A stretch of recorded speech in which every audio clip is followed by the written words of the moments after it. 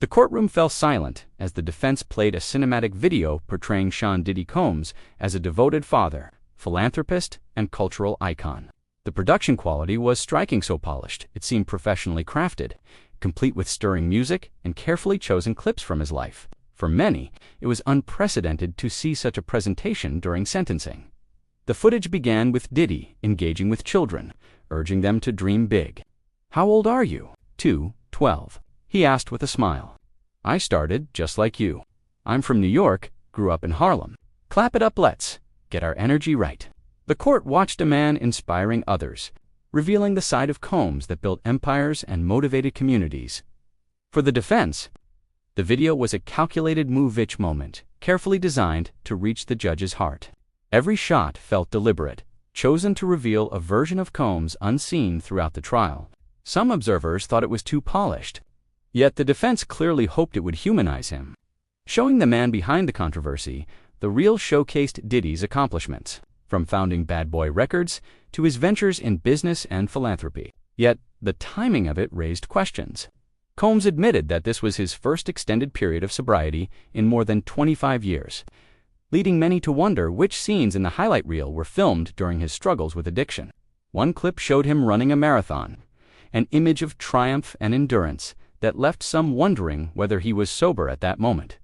Still, the video reflected who Combs has long claimed to be, a man driven by creativity, perfectionism, and legacy. Each frame conveyed control, intention, and an unspoken plea to see him not merely as a defendant, but as a human being seeking redemption, Diddy's late partner and the mother of 3 of his children. The footage included intimate clips of her life and even moments from her funeral. For many, that was jarring. The inclusion of such deeply personal material felt intrusive, capturing one of the most painful moments in his family's history. Yet, it also reminded viewers how much loss had shaped the lives of his children. 6 of Diddy's 7 children attended the hearing. Their presence and their words filled the room with emotion. The twins, Delilah and Jesse, along with their sister Chance, spoke from the heart. When Delilah said, "Let us heal in peace, not in the headlines, treat us like humans," the words hung heavy in the air. Their plea wasn't just for leniency, it was for understanding. Having already lost their mother, they begged not to lose their father as well. For the defense, their testimony was crucial. It painted Combs not as a celebrity mogul, but as a father loved and needed by his children. Whether that would sway the judge remained uncertain. Sentencing guidelines and legal precedent still weighed heavily on the outcome. But the defense's goal was clear: to show that behind the headlines stood a man who felt remorse and a family that depended on him. One submission that drew attention came from the executive director of a reentry program. In her letter, she detailed a rehabilitation plan for Diddy, even noting scheduled speaking engagements as early as October 6 in one day, where he was set to address audiences about sobriety, accountability, and transformation. The defense emphasized that Combs was eager to serve as a mentor, to guide others away from the mistakes he once made, and to continue rebuilding his life with purpose. That proposal sparked mixed reactions. Some viewed it as presumptuous, an attempt to stage a public comeback before sentencing. Others saw it as proof of sincere commitment to change. Whether the judge would interpret it as arrogance or responsibility remained to be seen. The proceedings continued for hours. More witnesses were expected: 3 attorneys, possibly a pastor, and other supporters ready to speak about Combs' character and community work. One pastor, who said he had met Diddy by chance in Miami weeks earlier, shared that the defense had invited him to testify. His message was simple: to vouch for Diddy's spiritual growth and efforts to make amends. Every voice and letter presented that day formed part of a broader defense narrative. "I've learned. I've changed. Give me the chance to prove it." Outside the courthouse, chaos reigned. The crowd was a swirl of supporters, critics, and curious onlookers. Protesters held signs reading "Free Diddy," others demanding justice for victims of domestic violence.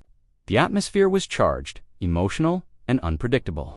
Content creators streamed live, fans chanted, and at one point a brief fight broke out. For reporters, it was one of the most surreal and polarizing trials they had ever covered.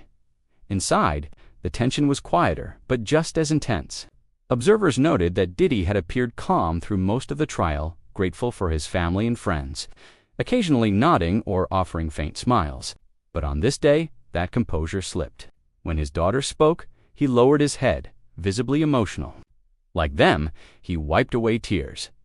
It was a rare glimpse of vulnerability from a man long known for control. Throughout his career, Combs projected confidence and invincibility. But this moment revealed someone stripped of power, facing the weight of his choices. The mogul, who once commanded stages and boardrooms, now sat silently, uncertain of what awaited him. No one could tell how much the emotional video or the children's pleas would influence the decision. The defense hoped the human side they presented might soften the sentence, yet the legal process remained rigid. Even if Combs were to face several years behind bars, his team was prepared to appeal. There was even quiet speculation about a potential pardon, proof that his defense was exploring every possible path forward as the hearing neared its end. The sense in the courtroom was that this story was far from over. "This may not be done today," one reporter whispered. "People are hoping it wraps up, but we still have more to hear." The weight of the moment lingered.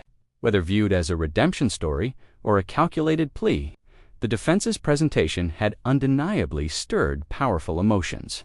The highlight reel, the heartfelt testimony, and the character letters together painted a portrait of a man seeking forgiveness, not just from the court, but from his family, his community, and himself.